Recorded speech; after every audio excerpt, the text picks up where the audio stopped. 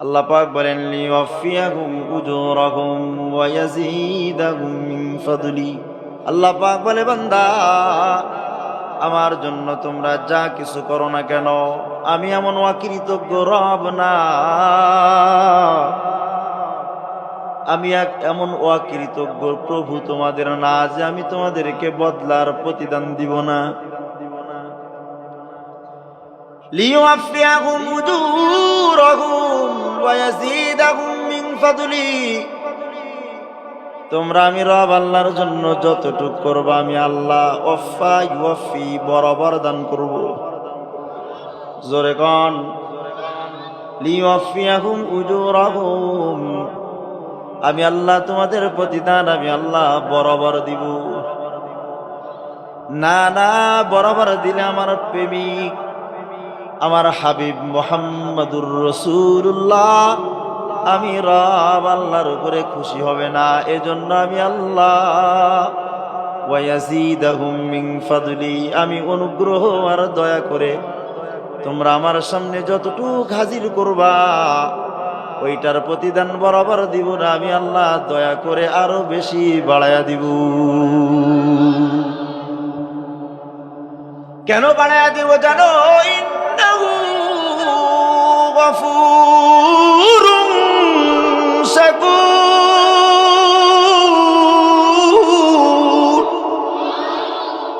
আমি আল্লাহ কেন বেশি বাড়াই দিই জানো? আমি আল্লাহ এর জন্য বাড়াই দিই আমার নাম হলো গফুর। কারণ তোমরা যে আমল আমার সামনে রাখো ওই আমল এটার প্রতিদান দেওয়ার মতো না। নামাজ পড়ো তো মন থাকে দোকানের ভিতরে, আমার সামনে নামাজটা হাজির করো তো মন থাকে তরমুজ খেতে। কথা কয় না কেন? ঠিক কিনা জোরে কন না? না না, তোমরা যে আমলগুলো আমার সামনে আমি রব আল্লাহর সামনে তোমরা যে আমলটা হাজির করো ওই আমলটা দেওয়ার মতো না। তারপরেও কেন দেই বাড়ায়া জানো? ইন্নাহু গফুর, আমি আল্লাহ গফুর। চিল্লায়া জোরে বলেন সুবহানাল্লাহ। আমি আল্লাহ গফুর, আমি মাফ করে দেই। এক নাম্বার। শাকুর, আমি আল্লাহ কৃতজ্ঞ রব। আমি অকৃতজ্ঞ না, আমি কৃতজ্ঞতা আদায় করতে পারি। আমি কৃতজ্ঞতা আদায় করি তোমাদের এজন্য দান করি। আমি আল্লাহ অকৃতজ্ঞ না, আমি আল্লাহ কৃতজ্ঞ। বান্দা কত অকৃতজ্ঞ জানো? যারা 24-এর আন্দোলনে জীবন দিল এদেরকে আমরা এখন চিনি না। কথা কয় না? 5 বছর যদি ওটা থাকতো কোনোদিন রাস্তায় নামার হিম্মত ছিল না, আর এখন পাগল হয়ে গেছি। কথা হয় না? ঠিক কিনা? আমরা এমন অকৃতজ্ঞ। আল্লাহ পাক বলেন ওয়াকানাল ইনসানু আকসারা কাফুরা, মানুষ বড় নেমখারাম, মানুষ বড়ই কি অকৃতজ্ঞ। কিন্তু আল্লাহ বলে আমি অকৃতজ্ঞ না, আমি কৃতজ্ঞ একজন খোদা। আমার নাম গফুর, আমি মাফ করে দেই। আমি কত মাফ তোমাদেরকে করি জানো রে বান্দা? তোমরা যদি একটা গুনাহ করো আর গুনাহ করে আমি আল্লাহর কাছে তওবা করো তো আমি আল্লাহর সাথে সাথে মাফ করে দেই। কিছুক্ষণ পর তোমরা তো মানুষ, নফসানিয়াতের ধোকায় শয়তানের ধোকায় আবার যে তওবাটা করছিল ওই তওবা ভেঙে ওই গুনাহটা আবার করলা। আবার আমি আল্লাহর কাছে রুজু হয়ে মাফ চাইছো, আমি আল্লাহ আবার তোমাদেরকে মাফ করে দিছি। কিছুক্ষণ পর আবার ভুলে গিয়ে আবার ওই তওবাটা ভেঙে আবার ওই গুনাহটা করলা। আবার আমার কাছে চাইলা, আমি আল্লাহ আবার মাফ করে দিলাম। এরে বান্দা একই গুনাহ তওবা করে আর তওবা ভেঙে তুমি বান্দা গুনাহ করতে করতে করতে করতে তুমি ক্লান্ত হইবা। আমি আল্লাহ এমন গফুর, আমি রব আল্লাহ মাফ করতে ক্লান্ত হব না। এমন রব পাইছি আপনি আমি। তিনি বলেন শাকুর, কৃতজ্ঞতা আদায় করে নেওয়ালা রব। এ ভাই, এই যে আপনারা এখন একটা প্রতিজ্ঞা করেছেন, নিয়ত করেছেন, যদি হিন্দুস্তানের সাথে মুসলমানদের যুদ্ধ হয় যাব। ইনশাআল্লাহ যাবেন তো? ইনশাআল্লাহ। এই যে একটু নিয়ত করছেন, এখন যদি মৌত হয় আর আপনার আমার জীবন মনে করেন 60 বছর চলতো, কিন্তু মরে গেছি যৌবনী, বৃদ্ধ হইলে পাইতাম কিন্তু পাইলাম না, মরে গেছি। আল্লাহ পাক এমন কৃতজ্ঞ রব। অথবা এখান থেকে মনে করেন নিয়ত করে বাড়ি গিয়ে পঙ্গু হয়ে বিছানায় পড়ে গেছেন, হিন্দুস্তানের যদি জিহাদ শুরু হয়, পঙ্গু মানুষ জিহাদে শরীক হইতে পারবেন না। আল্লাহ আপনাকে আমাকে জিহাদে শরীক হওয়ার পূর্ণ প্রতিদান আপনার আমার রব দান করে দিবি। ইসলামের জন্য, দ্বীনের জন্য, ইলমের জন্য, কোরআনের জন্য যদি কোন বান্দা কোন রকম ত্যাগ করেছে, বদলা দিয়েছেন কে? জোরে বলেন আল্লাহ। আল্লাহ এমন ভাবে বদলা দেয় বান্দা ধারণাও করতে পারে না। এত বড় খোদা আপনার আমার, এত বড় দয়ালু রব। আল্লাহ আপনাকে আমাকে এত দেয়, এত দেয়। ও বান্দা, তুমি যদি রব আল্লাহর জন্য কোনো কিছু করো, প্রতিদান আল্লাহ শুধু আখিরাতে দিবে তাই না, আল্লাহ ওর প্রতিদান দুনিয়াতেও বান্দাকে বুঝায়া দেয়। এক নম্বর দলিল নেই, সাহাবী হযরত আবু হুরায়রা রাদিয়াল্লাহু আনহু। সমস্ত সাহাবীদের ভিতরে, ভাই আমার প্রথম কথাটা একটু মনে রাখেন, যদি আমরা আল্লাহর জন্য সামান্য ত্যাগ করি তো বদলা দিবেন কে? এটা রেকিন আছে তো? কার কার আছে? একটু দুই হাত উঁচা করে দেখাই তো। আমরা যদি আল্লাহর জন্য কোনো কিছু করি, তার প্রতিদান পুরাপুরি কে দিবেন? আল্লাহ শুধু পুরাপুরি দিবেন না বেশি দিবেন? কে বলেছেন? আল্লাহ বলেছেন। এই যে বেশি আল্লাহ দান করবেন, এটার অর্থ হলো আল্লাহ দুনিয়াতেও দিবেন, আখিরাতেও দিবেন। সমস্ত সাহাবায়ে কেরামের মাঝে একজন সাহাবী, যার নাম হাদিসের প্রত্যেকটা পাতায় পাতায় পাতায় পাতায় পাতায় পাতায়, আনাবি হুরায়রা রাদিয়াল্লাহু আনহু, আনাবি হুরায়রা রাদিয়াল্লাহু আনহু আনিন নবী সাল্লাল্লাহু আলাইহি ওয়াসাল্লাম আন্নাহু ক্বাল। হাদিসের পৃষ্ঠা উল্টাইবেন, আবু হুরায়রার নাম। এমন কোন পৃষ্ঠা নাই যে পৃষ্ঠার ভিতরে, খুব কম সংখ্যক পৃষ্ঠা এমন পাইবেন, যত হাদিসের কিতাব খুলবেন সেখানে আবু হুরায়রার নাম নাই। তার মানে সমস্ত সাহাবায়ে কেরামের মাঝে সব থেকে বেশি হাদিস riwayat করেছেন আবু হুরায়রা রাদিয়াল্লাহু আনহু। কে? জোরে বলেন না। কেন আবু হুরায়রার নাম হাদিসের পাতায় পাতায় পাতায় পাতায় কেন আবু হুরায়রার নাম আসছে জানো? আবু হুরায়রা রাদিয়াল্লাহু আনহু ইসলামের শুরু জামানায় যে ইসলাম গ্রহণ করেছে, ব্যাপারটাও এমন না। অষ্টম হিজরিতে আবু হুরায়রা রাদিয়াল্লাহু আনহু ইসলাম গ্রহণ করে মসজিদে নববীতে আসছে। অষ্টম হিজরি, নবম হিজরি, দশম হিজরিতে রবিউল আউয়ালের 12 তারিখে পয়গম্বর দুনিয়া থেকে বিদায় নিয়ে চলে গেছেন। মাত্র 3 বছর, 2.5 বছর সময়, 2.5 থেকে 3 বছর সময় ইসলাম গ্রহণ করেছেন নবীর জামানায়। কার জামানা? জোরে কোন? এরে ভাই তাকাও, আবু হুরায়রার দিকে তাকাও। আবু হুরায়রা রাদিয়াল্লাহু আনহু বলেন, ওরে আবু হুরায়রা, লাকাদ রাআইতুনি। আবু হুরায়রা নিজেকে নিজেই বলে, লাকাদ রাআইতুনি, ও আবু হুরায়রা, আমি তো তুমি আবু হুরায়রাকে দেখছি। আবু হুরায়রা নিজে নিজেকে ডাক দিয়ে কয়, আমি তো তোমারে দেখছি। লা আখিরতু ইলা মিন বাইনা মিম্বারি রাসূলিল্লাহি সাল্লাল্লাহু আলাইহি ওয়াসাল্লাম ইলা হুজরাতি আয়েশা রাদিয়াল্লাহু আনহা। এই আবু হুরায়রা, আমি তোমারে দেখছি, তুমি তো বেহুশ হয়ে নবীজির মেম্বার আর আম্মাজান আয়েশার হুজরার মাঝখানে বেহুশ হয়ে পড়ে গিয়েছিলা। মানুষেরা তোমার কাছে আসছে, আর তোমার গর্দানের ভিতরে মানুষ এভাবে পা দিয়ে ডলাডলি শুরু করছি। ইয়ারা আন্নি মাজনুন, সে ধারণা করছে আমি মনে হয় পাগল হয়ে গেছি। আবু হুরায়রা রাদিয়াল্লাহু আনহু বলে, ও রাসূলের উম্মতেরা শুনে নাও, আল্লাহর কসম দিয়ে বলি, আমি যে বেহুশ হয়ে নবীজির মেম্বার, নবীজির মসজিদে যেখানে দাঁড়ায় নামাজ পড়াইতেন, আর আম্মা জান আয়েশা রাদিয়াল্লাহু আনহার হুজরা, এর মাঝখানে যে আমি বেহুশ হয়ে পড়ে গিয়েছিলাম। কেন পড়ে গিয়েছিলাম জানো? না না না, মা বিমিন দাইন, আমার উপরে কোনো রোগ ছিল না। কোন রোগের কারণে যে আমি বেহুশ হয়ে গেছি না, এমনটা তোমরা ভেবো না। কোন রোগ আমাকে বেহুশ করে নাই, ইল্লাল জু, পেটের ক্ষুধা আমি আবু হুরায়রাকে বেহুশ বানায়া ফেলাইয়া দিছি। এই যে আবু হুরায়রা বেহুশ হয়ে গেছে, কেন বেহুশ হলো আবু হুরায়রা? আবু হুরায়রা রাদিয়াল্লাহু আনহু বলেন, আমি মাত্র 2.5 থেকে 3 বছর নবীজির কাছে আসছি। আমার খানার কোনো নির্দিষ্ট জায়গা ছিল না। মসজিদে নববীতে যদি খেজুরের কোনো কাদি হাদিয়া আসতো, কোন সাহাবী যদি খেজুরের কাদি নবীজির কাছে হাদিয়া পেশ করতেন, আহলে সুফফায় আমরা যারা থাকতাম, আমাদেরকে যদি দান করতেন, ওটাই আমাদের খাওয়া হতো, ওইটাই আমাদের একমাত্র খাবার বস্তু।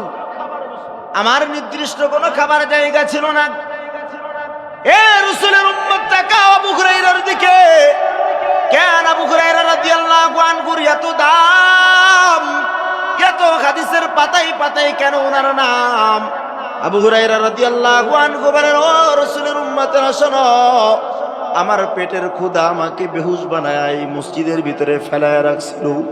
কেন আমি মসজিদের ভিতরে পেটের ক্ষুধায় বেহুশ হয়েছি জানো? যেদিন থেকে নবীজির কাছে ইসলাম গ্রহণ করেছি, ওই দিনের পর থেকে আমার আনসার সাহাবীরা, আমার আনসার ভাইরা, তাদের ব্যবসা বাণিজ্য ছিল, তাদের ক্ষেত খামার ছিল, তারা ক্ষেত খামারে কাজ করত। মদিনাওয়ালারা ক্ষেত খামারে কাজ করত। মক্কার মুহাজির সাহাবী আমার ভাই, তারা ভিন্ন দেশে ব্যবসা বাণিজ্য করার জন্য যাইতো। কিন্তু আমি আবু হুরায়রা না ব্যবসা বাণিজ্য করতাম, না ক্ষেত খামার করতাম, না দুনিয়ার অন্য কোনো সুগুলার ব্যস্ততা আমার ছিল। আমি আবু হুরায়রার যেদিন থেকে ইসলাম গ্রহণ করেছি, ওই দিন থেকে পয়গম্বরের মাদ্রাসাটা আঁকড়ায়া ধরছি। কেমন ভাবে আঁকড়ায়া ধরছি জানো? আমার পেটের ক্ষুধা আমাকে বেহুশ বানায়া ফেলায়া দেয়। আমি আবু হুরায়রা মসজিদে এই মাদ্রাসা ছেড়ে বাহিরে যাই না। আমি আবু হুরায়রা রাদিয়াল্লাহু আনহু এই নবীর কাছে থেকে আমি হাদিস শিখছি। একদিন পয়গম্বরের কাছে এসে আবু হুরায়রা বলে, ইয়া রাসূলুল্লাহ, আপনার থেকে হাদিস শুনি। ওই হাদিসটা আবার বসে বসে সবাই মিলে তাকরার করে একজন আর একজনকে শোনায়। ও পয়গম্বর, কিন্তু এরপরও আমার হাদিসগুলো মনে থাকে না। এবার আমার দিকে তাকান। আল্লাহর পয়গম্বর বলে, আবু হুরায়রা, আমার সামনে একটা রুমাল বিছাও। ওই রুমালের উপরে আমি এখন একটা ফু দিব। ওই রুমালটা তুমি যদি তোমার বুকের ভিতরে লাগাও, জিন্দেগিতে আর কোনো দিন আমার থেকে যা শুনবা ভুলবা না। আবু হুরায়রা রাদিয়াল্লাহু আনহু বলেন, আমি রুমাল বিছাইলাম। আল্লাহর পয়গম্বর রুমালের ভিতরে একটা ফু দিলেন। আমি বুকের ভিতরে রুমালটা জড়ায় রাখলাম। ওর পর থেকে আর জিন্দেগিতে নবীর মুখ থেকে যা কিছু শুনছি, আমি আবু হুরায়রা কোনোদিন আর ভুলি না। বলেন, আবু হুরায়রা রাদিয়াল্লাহু আনহু ত্যাগ করলেন 3 বছর কিসের জন্য? বোঝেন নাই আপনারা? কি শিখলেন নবীর থেকে? বলেন না সবাই, জোরে কোন এই কথাটা বুঝছেন তো আপনারা? আবু হুরায়রা রাদিয়াল্লাহু আনহু বলেন, আমার মদিনার আনসার ভাইরা ক্ষেত খামার করত, আমার ক্ষেত খামার ছিল না, আমার ব্যস্ততা ছিল না। মক্কা থেকে যারা হিজরত করে মদিনায় আসছে, ওরা ভিন দেশে ব্যবসার জন্য যাইত। আমি আবু হুরায়রা ভিন দেশে ব্যবসার জন্য যাইতাম না। আমি নবীর মাদ্রাসার ভিতরে পড়ে থাকতাম। একটা মাত্র ব্যস্ততা ছিল, একটা মাত্রই সুগল ছিল, একটাই মাত্র আমার কাজ ছিল, সেটা হলো নবীর কাছ থেকে হাদিস শ্রবণ করা আর হাদিস মুখস্থ করা। এটাই আমার একমাত্র কাজ ছিল।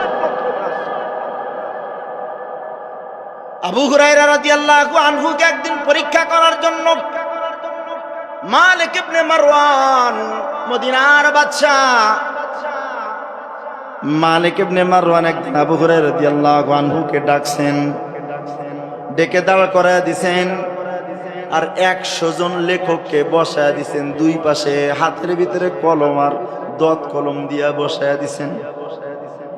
আবু হুরায়রা রাদিয়াল্লাহু আনহুকে মালিক ইবনে মারওয়ান কয়, আবু হুরায়রা, একই দাঁড়ানোর ভিতরে 100 নবীর হাদিস বলবা। আবু হুরায়রা রাদিয়াল্লাহু আনহু দাঁড়ায়া দাঁড়ায়া 100 নবীর হাদিস বললেন। ঠিক 1 বছর চলে গেছে। 1 বছর যাওয়ার পর আবার মালিক ইবনে মারওয়ান ডাক দিয়েছেন। মালিক ইবনে মারওয়ান আবু হুরায়রাকে ডাক দিয়া কয়, এখানেই দাঁড়ায়া যাও, গত বছর যে জায়গায় দাঁড়াইছিলা ওইখানেই দাঁড়াও। ঠিক গত বছর 100 জন লেখককে ডাক দিয়া হাদিস লেখাইছিল 100টা। ও তাদের পাণ্ডুলিপি সহ 100 লেখককে আবার দুই পাশ দিয়ে মালিক ইবনে মারওয়ান বসায়া দিয়া আবু হুরায়রাকে বলে, আবু হুরায়রা,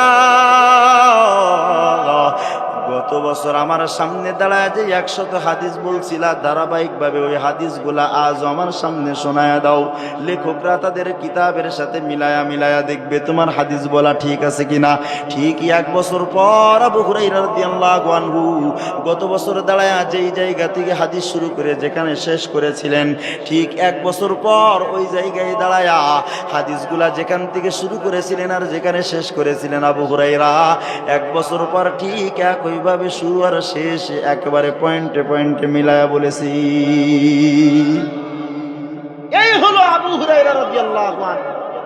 নবীজির কাছে মাত্র 3 বছর সময় ছিলেন, 2.5 বছর সময় ছিলেন, শুধুমাত্র হাদিসের খেদমতে নিজের জীবনকে বিলীন করে দিয়েছেন। এখন বলেন, আপনার আমার রব কৃতজ্ঞ না অকৃতজ্ঞ? জোরে কয় না। উনি উনার ওয়াদা আজ পর্যন্ত খেলাফ করেছেন। ইন্নাল্লাহা লা ইখলিফুল মিয়াদ। আল্লাহ বলে, আমি আমার ওয়াদা খেলাফ করি না। অন্যান্য সাহাবীদের ব্যবসা বাণিজ্যের সুগল, কাজবাজ, ক্ষেত খামারের সুগল, আবু হুরায়রার শুধু হাদিসের সুগল, হাদিসের ব্যস্ততা। আল্লাহ পাক আবু হুরায়রা রাদিয়াল্লাহু আনহুর বদলা প্রতিদান দুনিয়াতেও দিয়েছেন। কেমন ভাবে? হাদিস খুলে দেখেন, প্রত্যেকটা হাদিসের পাতায় পাতায় আবু হুরায়রার নাম আল্লাহ পাক তার কুদরতি ভাবে প্রত্যেকটা হাদিসের কিতাবের ভিতরে লিখে দিয়েছেন। প্রতিদান দিয়েছেন না দেন নাই? কেমন দিয়েছেন? হাদিসের খেদমত করেছেন তো হাদিসের ভিতরে আবু হুরায়রার নাম স্বর্ণ অক্ষরে আল্লাহ পাক লিখে দিয়েছেন। অন্যান্য সাহাবীদের তুলনায় আবু হুরায়রা রাদিয়াল্লাহু আনহু থেকে যে হাদিসের রওয়ায়াত হয়, এই হাদিসের মান মুহাদ্দিসিন ইকরামের কাছে বেশি গ্রহণযোগ্য আর শক্তিশালী। সুবহানাল্লাহ কোন। কেন? এই যে আবু হুরায়রা হাদিসের জন্য নিজের জানকে বিলীন করেছেন, নিজের সময় দিয়েছেন, নিজের জান দিয়েছেন, মেহনত সব হাদিসের জন্য। এই জন্য হাদিসের জগতের ভিতরে আবু হুরায়রার নাম আল্লাহ বানাইছেন অনন্য। অন্যান্য সাহাবীদের নাম এত পাওয়া যায় না। আবু বকর সিদ্দিক রাদিয়াল্লাহু আনহু তিনি একদম প্রথম মুসলমান, পুরুষদের ভিতরে প্রথম মুসলমান আবু বকর সিদ্দিক রাদিয়াল্লাহু আনহু। প্রথম মুসলমান খাদিজা রাদিয়াল্লাহু আন। পুরুষদের ভিতরে আবু বকর সিদ্দিক রাদিয়াল্লাহু আন। আবু বকর সিদ্দিক নবীকে 1-2 দিন না 23 বছর পাইছেন। 23 বছর। কয় বছর বলেন না? আরে ভাই জোরে কোন, কয় বছর? আপনারা আসেন তো, বয়ান বুঝতেছেন কিনা আপনারা? এই জন্য দিনের জন্য একটু ত্যাগ করার জন্য প্রস্তুত আছেন তো? ইনশাআল্লাহ, ইনশাআল্লাহ। কারা কারা তৈরি আছেন দেখতে চাই? ইনশাআল্লাহ বলেন আল্লাহু আকবার। আল্লাহ কবুল আর মঞ্জুর করেন, বলেন আমিন। আবু বকর সিদ্দিক 23টা বছর নবীর পিছনে সময় দিয়েছেন, শ্রম দিয়েছেন আবু বকর। এ ভাই মনে কর, আপনারা মনে মনে ভাবতেছেন আবু বকর সিদ্দিক হাদিসের ভিতরে তার কোনো নাম বেশি নাই। হ্যাঁ, আবু বকর সিদ্দিক রাদিয়াল্লাহু আনহুর বিশাল বড় হাদিসের পাণ্ডুলিপি ছিল। উনি নবীর থেকে হাদিস শুনতেন, বাড়ির ভিতরে সে হাদিসগুলা লিখতেন। কিন্তু আবু বকর সিদ্দিক রাদিয়াল্লাহু আনহু একটা হাদিস ওনার সামনে যখন আসছে, আম্মা জান আয়েশা রাদিয়াল্লাহু আনহাকে বলে, কন্যারে আয়েশা, আমার ওই পাণ্ডুলিপিগুলো আগুন দিয়া জ্বালায়া দাও। আমার ওই পাণ্ডুলিপিগুলো আমি মানুষের কাছে পেশ করতে চাই না। নবীর থেকে হাদিস শুনছি, সম্ভবত যদি আমার পক্ষ থেকে কোনো শব্দ এদিক সেদিক হয়ে যায় আমি জাহান্নামী হয়ে যাব। না রে আম্মা, ও কন্যা আয়েশা, আমার ওই পাণ্ডুলিপিটা মানুষের সামনে পেশ করো না। আমি ওই পাণ্ডুলিপি মানুষের সামনে পেশ করতে চাই না। আবু বকর সিদ্দিক রাদিয়াল্লাহু আনহু নবীর সঙ্গে থেকেছেন 23 বছর। আবু বকর সিদ্দিকের কাজ ছিল নবীর হেফাজত। কার হেফাজত? জোরে কোন? নবীর হেফাজত। এটা আবু বকর সিদ্দিক নিজের পণ আর প্রতিজ্ঞা বানিয়ে নিয়েছিলেন, আমি নবীর হেফাজত করব। আপনারা আমরা নিয়ত করতে পারি তো ইনশাআল্লাহ? কারা কারা নিয়ত করতে পারি দেখি তো ইনশাআল্লাহ? নবীর হেফাজত করব ইনশাআল্লাহ। জোরে বলেন ইনশাআল্লাহ। নবীর হেফাজত। আবু বকর সিদ্দিক পণ আর প্রতিজ্ঞা করেছেন, আমি আমার রাসূলকে হেফাজত করব। এর জন্য আমার জান লাগলে জান দিব, এর জন্য আমার মাল লাগলে মাল দিব, এর জন্য আমার সন্তান লাগলে আমি আমার নবীর জন্য সন্তানও দিব। আবু বকর সিদ্দিক রাদিয়াল্লাহু আনহু এই একটা পণ করেছেন যে আমি আমার নবীর হেফাজত করব। রাসূল বলেন, আবু বকর তোমার কাছে কোন জিনিস প্রিয়? এক নাম্বার আপনার চেহারার দিকে তাকা প্রিয়, দুই নাম্বার আপনার জন্য মাল ব্যয় করা আমার কাছে প্রিয়, তিন নাম্বার পয়গম্বর আমার একটা সন্তান আপনার কাছে বিবাহ করায় দিব, এটা আমার কাছে বড় মজাদার লাগে। এই তিন কথা অনেক উলামা ইকরামের থেকে আপনারা বর্ণনা শুনবেন, কিন্তু আমি একটা মৌলিক কথা বলি, তিন কথার সারাংশ। আবু বকর সিদ্দিকের কাছে কয় জিনিস প্রিয়? এটা তিন আঙ্গুল উঁচা করেন তো, কয় জিনিস প্রিয়? জোরে বলেন কয় জিনিস? তিন জিনিস। এক নম্বর নবীর চেহারা দেখা, দুই নম্বর মাল ব্যয় করা, তিন নম্বর সন্তান বিবাহ করানো। আমি প্রথমে কিন্তু একটা কথা বলেছিলাম, আবু বকর একটা পণ করেছিল, প্রতিজ্ঞা করেছিল, রাসূল এই মক্কা মুকাররমার ভিতরে কেউ যদি আপনার হেফাজতে না আসে, দুশমনদের মোকাবেলায় আপনার হেফাজত করার জন্য আর কেউ যদি না আসে, আমি আবু বকর আপনার হেফাজত করব। আবু বকরের পণ কি, প্রতিজ্ঞা কি? নবীর হেফাজত। বলেন কি? জোরে বলেন, কার হেফাজত? নবীর হেফাজত। এটা হলো আবু বকরের পণ। আর এই জন্যই শুরু করেছেন, আপনার চেহারা দেখব, মাল ব্যয় করব, সন্তান বিবাহ করাবো। তিন কথার সারাংশ শোনেন। আপনার চেহারা দেখবো মানে রাসূল আপনার চেহারার দিকে তাকায় থাকবো। দুনিয়ার কোন কাফের মুশরিক যদি আপনার দিকে আঙ্গুল উঠায়া কথা বলে, আপনার দিকে তীর মারে, আপনার দিকে লাঠি মারে, আপনার দিকে পাথর মারে, আমি তাকায় থাকবো আপনার দিকে। রাসূল আপনার দিকে কোন বস্তুর আঘাত যদি আসে, আমি আবু বকর জান দিয়ে হেফাজত করব। দুই নম্বর, কিছু কিছু আপনাকে হেফাজত করার জন্য জান দিলে হবে না, ওইখানে মাল লাগবে। তো দুই নম্বর আমার কাছে পছন্দ, মাল ব্যয় করব।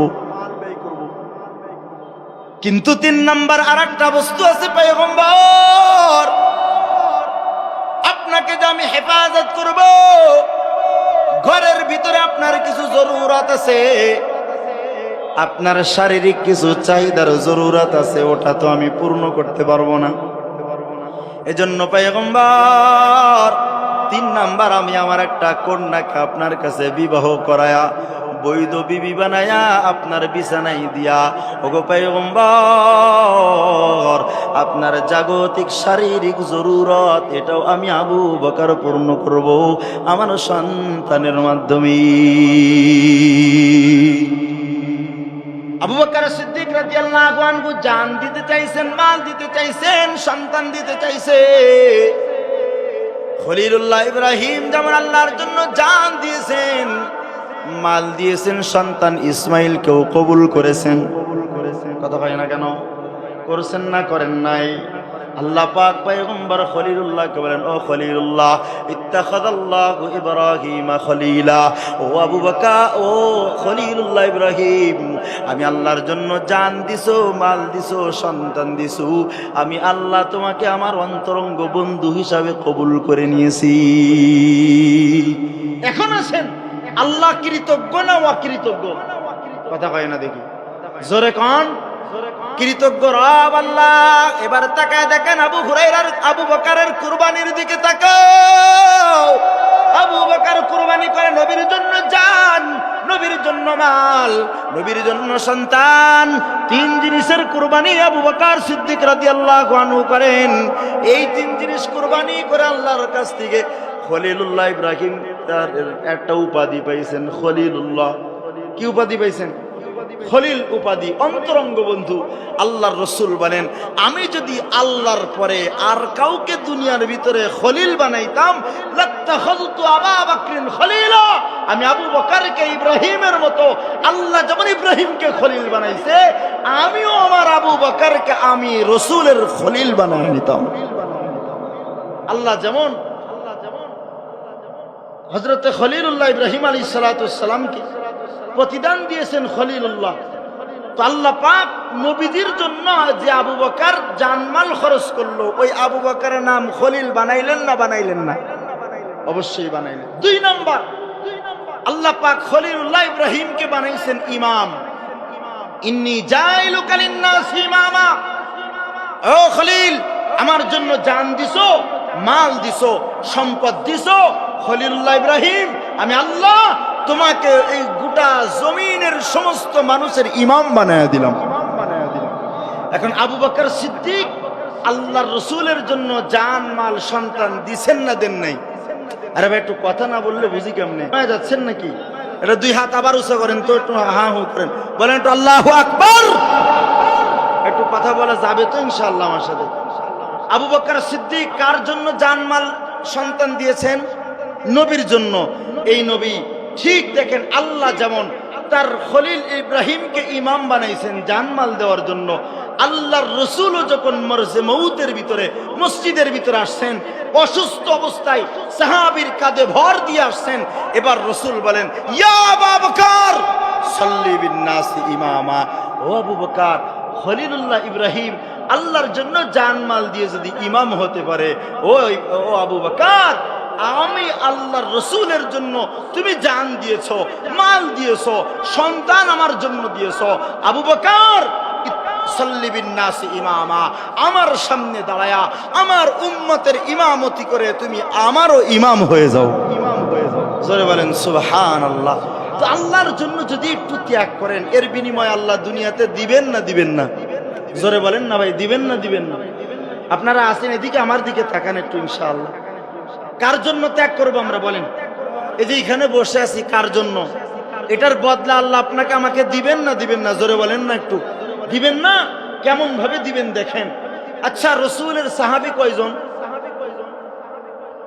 বলেন না? হ্যাঁ 100 লক্ষ। এই কথাটা শোনেন নাই? বিদায় হজের ভাষণের সময় নবীজির সামনে কতজন সাহাবী ছিল? 100 লক্ষ।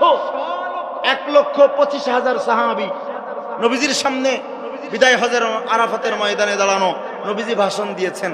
আচ্ছা সব থেকে বড় সাহাবীর নাম, যার ঘটনা এতক্ষণ বর্ণনা করলাম, নামটা আপনারা বলেন তো কি নাম? জোরে বলেন। এই আবু বকর সিদ্দিকের নাম কোরআনে কোনো জায়গায় নেই। অথচ আবু বকর রাদিয়াল্লাহু আনহুর কথা মোতাবেক কোরআনে কারীমের আয়াত নাযিল হয়।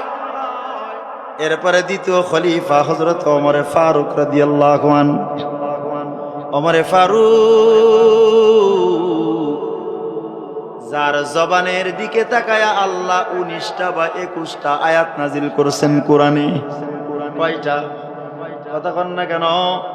19 বা 21টা আয়াত নাযিল করেছেন। ওরে মুসলমান, কোন জায়গায় ওমর ফারুক রাদিয়াল্লাহু আনহুর নাম নাই। আল্লাহর রাসূল বলেন আনা মাদিনাতুল ইলমি ওয়া আলিয়ুম বাবুহা, আমি রাসূল একটা জ্ঞানের রাজ্য, আমি পয়গম্বর জ্ঞানের একটা শহর। এই শহরের প্রধান ফটক আর দরজার নাম হলো আমার জামাতা আলী রাদিয়াল্লাহু আনহু। আলী হলেন একটা জ্ঞানের রাজ্যের দরজা, রাজ্যের দরজা, তার নাম হলো আলী। আলী রাদিয়াল্লাহু আনহুর নাম কোরআনের ভিতরে নাই। ওরে মুসলমান তাকাও, 100 লক্ষ সাহাবী, কোন সাহাবীর নাম আল্লাহ কোরআনের ভিতরে দেয় নাই, কিন্তু একজন সাহাবীর নাম আছে কোরআনের ভিতরে। যে সাহাবী নিজেকে ত্যাগ করেছেন কোরআনের জন্য, যে সাহাবী নিজের মাল সব কিছু ব্যয় করেছেন কোরআনের জন্য, দুনিয়া ছেড়েছেন কোরআনের জন্য, বাবা মা ছেড়েছেন কোরআনের জন্য। আরে মুসলমান, সাহাবীর নাম হলো যায়েদ ইবনুল হারিসা রাদিয়াল্লাহু আনহু। যায়েদ ইবনুল হারিসা রাদিয়াল্লাহু আনহু, এ ভাই তোমার আমার রব তোমার আমার আমলের প্রতিদান কেমনে দেয় তাকাও। যেভাবে রব আল্লাহর জন্য ত্যাগ করবা, কুরবানি করবা, যেভাবে তোমার আমার মাকাম বাড়ায় দিবেন, ওইভাবে আল্লাহ তোমার আমার মর্যাদা বাড়ায় দিবেন। সাহাবীর নাম হলো যায়েদ ইবনুল হারিসা রাদিয়াল্লাহু আনহু। কুফা নগরীর বাসিন্দা যায়েদ। যায়েদের বাবা বড় ধনী মানুষ, হারেসা বাবার নাম। হারেসা কুফার